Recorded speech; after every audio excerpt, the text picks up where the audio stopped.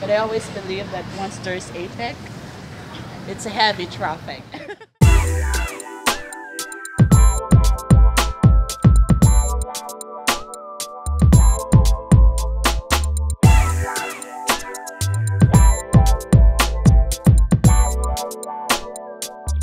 Everyone, I'm here in Centris.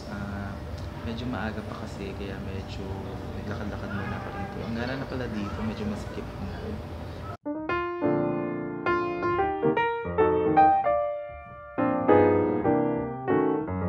Dito na ako sa office ngayon and I decided to go here mas maaga kasi pag nasa apartment kasi ko, mag-aircon galore lang ako doon tapos ang kuryente ko. And at the same time, I went on VL for 2 days, so meron ako mga trabaho na iwan. That's why I need to come to work earlier than my shift.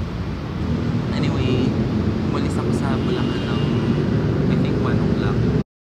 I'm just wondering, akala ko ngayon, itong araw na to, wala nang pasok yung ibang offices dito sa Makati. But I'm still seeing workers or office clerks outside. And it's very, ang traffic talaga grabe. Alam niyo naman kasi it's APEC Summit. Pero nakakatakot yung ganyang work. Diyan ka. And if you're wondering, ayan, Century City yan. Yan yung Gramercy, Knightsbridge, and Trump Tower na hindi patapos. So ito yung view sa office namin. Ayan, yan yung Jazz Residences. Basta yan, Makati City Hall, Century City, and then yung Makati Red Light District.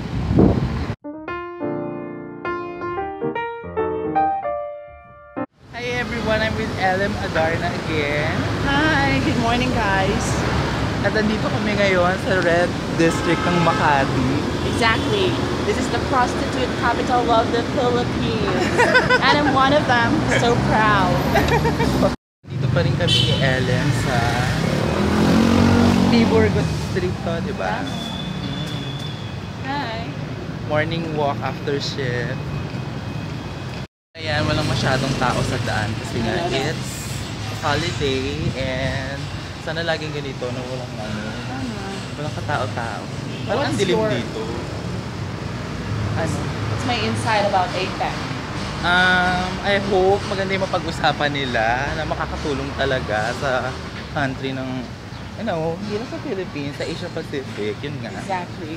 But I always believe that once there's APEC, it's a heavy traffic. Hi everyone! Hi, good morning. It's me again, LM Adarna, and I have here my very beautiful PA, Patricia. So, kumusta? Ayan, eto, lakad kami ngayon. Lakad? Maganda dyan sa fashion monger na yan. Oo, maganda siya. But, ano lang, parang yung mga styles nila, very old-fashioned. Ay, ang ganda ko, be. Diba? True color, no? Hi. Payat ba ako? Slim, oh. Do you find me attractive? Guys, namin dalawa. Saan tayo kakain? So we decided to eat dito sa malapit sa may St. Paul. Hi. Ano siya, beside lang siya ng St. Paul Parish Church. St. Paul University. Yeah. The church is all. So ito yung pagkain namin. Corned beef, adobo, and hinihintay pa namin yung consistent to. Ganda mo, Beg. Oh. Naniniwala po ako sa kasabihan. Wait, ulit, go. Naniniwala ako sa kasabihan na ang mga beauty pageant ay labanan ng natural beauty at hindi ng mga retoke. Good evening. Ito na yung pancit canton na in-order namin. Grabe, busog na busog kami ni LM Adarna. Exactly. Dami Look what namin I kaya. have. May take out pa siya. Oh. It's for my brother. Hi guys, good morning. It's LM Adarna. I'm so messy. Sorry for that. Hi everyone. So nagising ako ng 2:30. Hindi na ako pagpaalam sa inyo kanina. I think nakatulog ako ng before 10 AM. Tapos nung nagising ako ng 2:30, I tried to edit some Ay hindi, nakatulugan ko pala yung pag-edit. Yun pala yun. Ayun, so siguro dahil magpa-5 na, I'm thinking of baka pumasok na lang ako ng maaga sa office. I'll cook and with cheese. So yun kasi yung available sa fridge ko right now. And then, pinapainit ko na yung ano doon, yung cooking oil. And then, nagsahin ako. Ayan, I hope you can see it. Ayan, yung rice cooker. So, ayan, sorry naman medyo mag-overload siya. So, I decided to cook instead of buying food later sa ano. Kasi medyo mahal yung food niya yun, and I'm on a tight budget right now. And I'm also watching TV, which is very rare. Honestly, ngayon ko lang yata binuksan yung TV ko. So, prepare muna.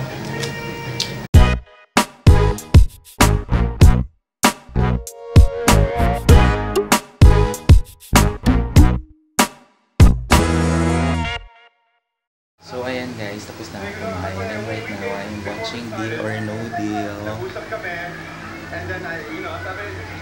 So I think yung 1 million hindi pa nila na-bubuksan. That's so exciting. Grabe, it's between 5 and 1 million. Marami ko ako naglalaro dyan. I'll definitely... Siyempre, no deal pa rin. Again, pag no deal, kung ano laman ito, bubuksan ko na. Hindi na sa inyo pag no deal. Come on, go! No deal, ha? Deal! Joel! Deal! Or no deal? No deal! Yes, I'll definitely... No deal din ako. Pinakabagong milyonaryo mga kaya, si Joel. Ang laban ng precinct number 30. Here we go! Ang laman ay... Oh my God! Diba, nandito na ako na naman sa T-Burgos, and then magabang ako ng jeep dito, pauwi na ako. Medyo nagtagal ako ngayon sa office kasi meron akong kailangan gawin na importante, and then grabe, ang hirap sumakay ngayon. Nakaupo na ako dito. Well, anyway, talking about Apex, medyo affected ang BPO industry because of that. Pero hindi ko rin naman din masisi kasi positive effect naman din yung Apex Summit dito sa Philippines. Yun nga lang talaga yung mga ang usual na affected talaga is from the south. Pero yung mga taga north naman hindi naman sila nahirapan, especially yung mga nag-MRT. Well, I just hope na successful yung Apex dito sa Philippines. Si LM Adar na nga pala na iwan sa office kasi nag-OT siya. Yung OT niya kasi until 1 p.m. Hindi ko na kaya mag-stay pa ng hanggang oras. Kaya uwi na ako. I'm already here sa apartment and grabe, ang hirap sumakay kanina. Siguro it took 15 to 30 minutes bago ako nakasakay ng jeep. And then, kasi well, I usually enjoy holiday kasi masarap magbiyahe or although malapit lang ako sa office namin, wala lang, less pollution kasi kapag holiday walang masyadong sasakyan sa daan.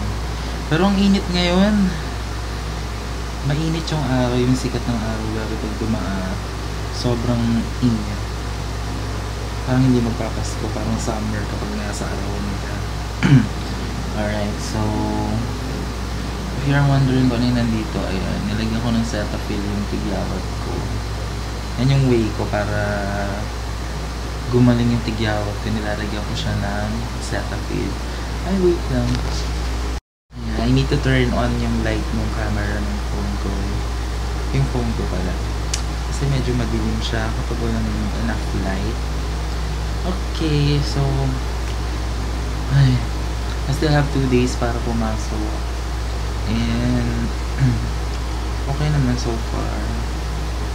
Okay guys, I think I need to end this vlog for today. I'm sorry, hindi ko masyadong walang masyadong content ngayon yung vlog ko because I was very busy kanina sa office.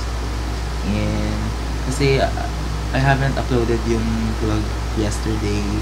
So, I'll be merging yung 2 vlogs, yung kahapon tsaka ngayon. So, yun lang. So, see you next time. Bye-bye. Thanks for watching.